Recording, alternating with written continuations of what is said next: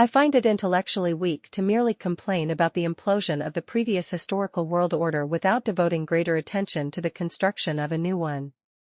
From a methodological standpoint, it must be remembered that the foundation of any international order or legal framework is always rooted in a prevailing geopolitical power during a given historical phase. In the realm of international trade, which is the primary focus of my think tank dedicated to economic and financial geopolitics, and considering Italy's strong dependence on exports, we need rules that make global trade as widely viable as possible. This political and legal architecture is currently in crisis. It is also essential to remember that public communication in democracies should not emphasize only the problems, but also the possible solutions, in order to provide citizens with more information for an informed consensus or dissent. The previous world order, and the institutional architectures derived from it, built on a monopoly of violence held by the United States, is undergoing destabilization because America, on its own, is now too small to sustain such a dominant position.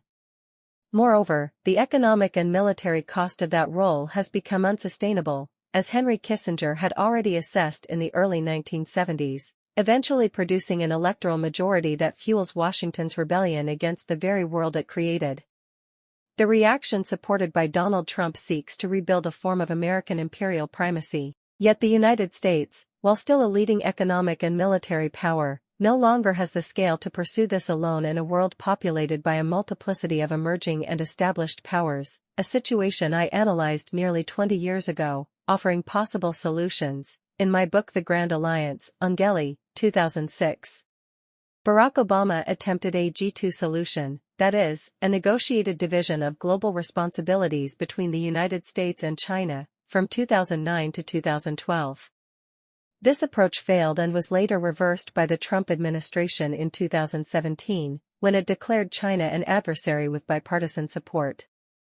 In short, the United States will not be able to build a stable empire on its own, despite its current attempts, nor is a full U.S.-China convergence feasible, even though selective, conflict-level cooperation on certain issues remains possible. What remains? The remaining path is for the United States to return to the logic of acting as a major power within an expanded G7+, extending to other democracies and compatible nations.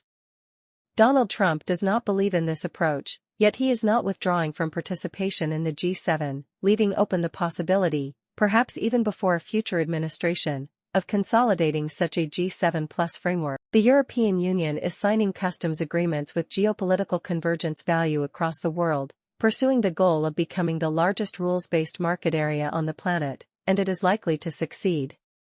There is no national successor to the United States as the primary global power, and therefore sooner or later Washington will also consider the idea of maintaining its global primacy, now challenged by China, through the structuring of a sufficiently strong G7+ as a source of international law and an open, rules-based market. As a title for this research on the reconstruction of a world order as the foundation of international law, I propose, From the Pax Americana to a Nova Pax,